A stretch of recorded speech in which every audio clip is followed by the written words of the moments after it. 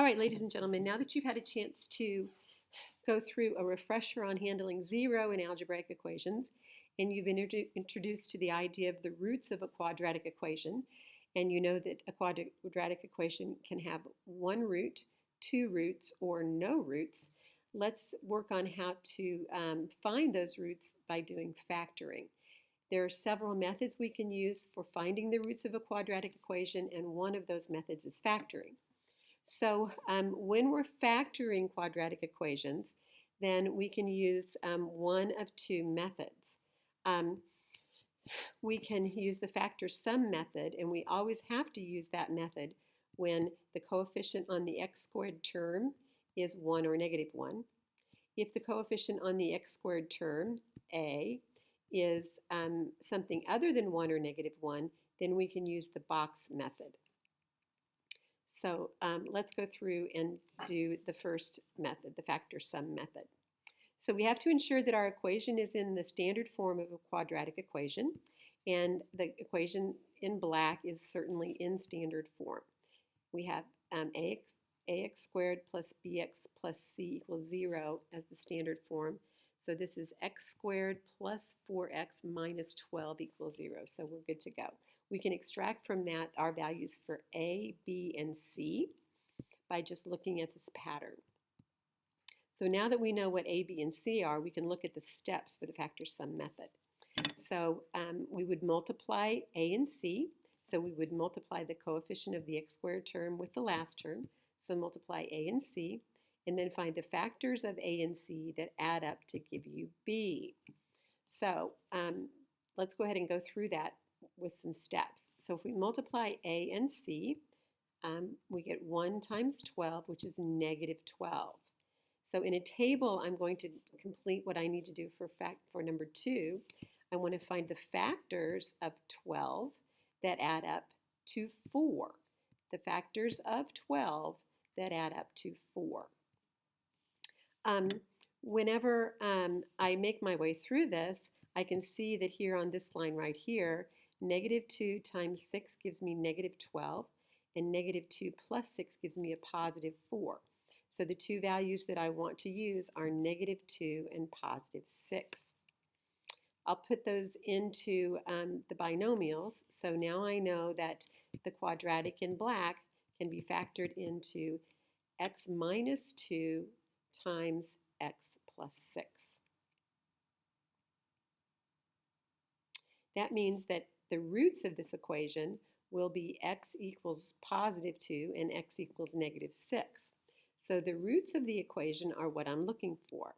If I look at the graphical interpretation of that, then the roots or the solution to this quadratic equation are negative 6 and positive 2.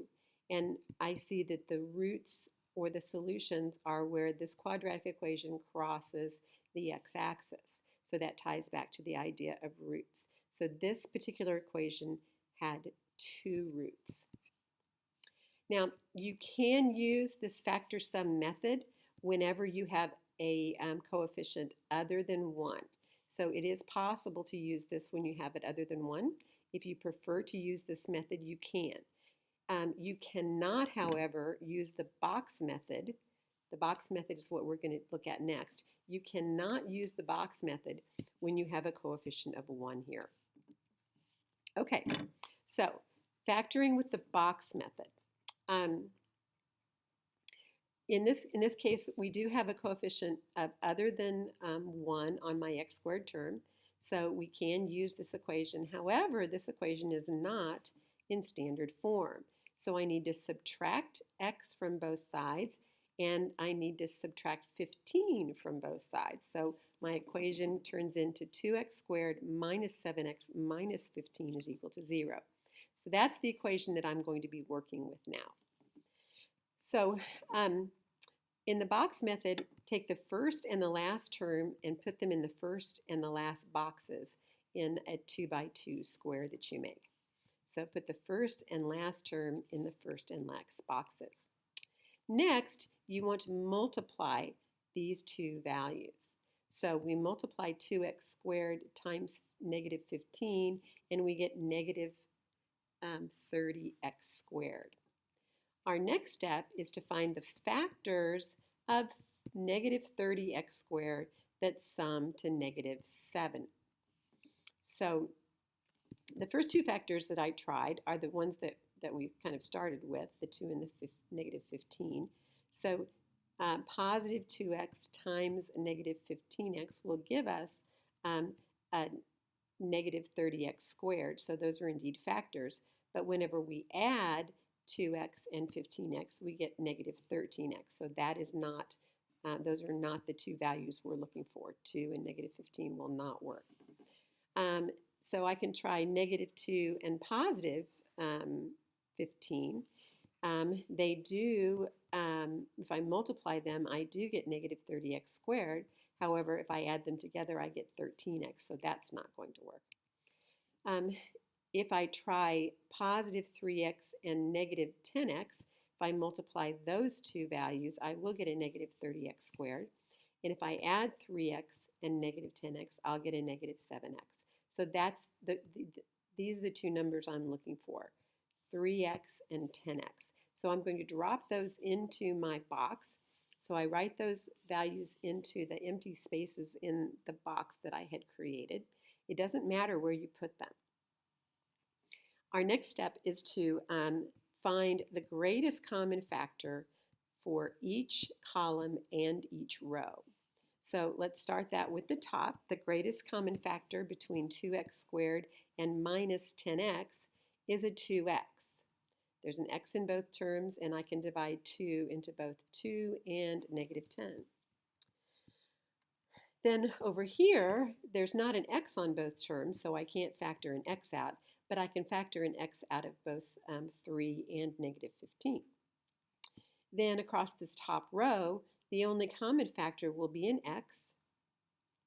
Then in the bottom row, I can factor a negative 5 out of each of the values. However, I cannot factor an x out because there's only an x in this term.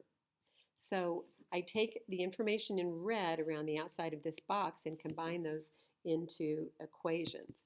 So I combine the 2x and the positive 3 to get 2x plus 3, and the x and the negative 5 to get x minus 5. Those two binomials, if you multiply them together, will give you the quadratic equation that we started with. Now remember, our goal was to find the roots for this quadratic function, or the solutions for the quadratic function. So I need to set each of these factors equal to 0.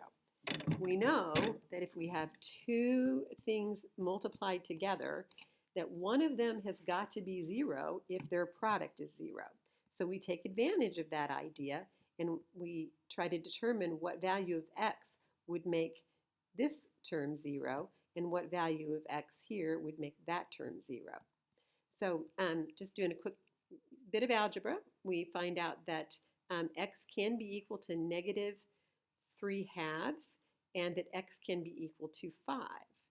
So this is another quadratic equation that has two roots. So if you look at the roots of this quadratic equation, when we see it graphed, then we can see that the quadratic equation, the parabola opens up and it crosses the x-axis at positive 5 and at negative 3/2. So those are the roots or the solution to this quadratic equation. All right, good luck. Do a good job. You'll have a little quiz to take. I need you to take that little quiz as soon as you've done some practice and feel confident. You will need to take it this week. I prefer that you take it today. However, the quiz will remain open for a couple of days. If you have not taken the quiz by the time I'm able to check, which will be Saturday night, then you'll have a 0 for this. The good news, however, is that these quizzes are going to count for evidence scores. So I think you'll find that you do well on them. They won't be timed, so you can be very diligent about doing a good job on them.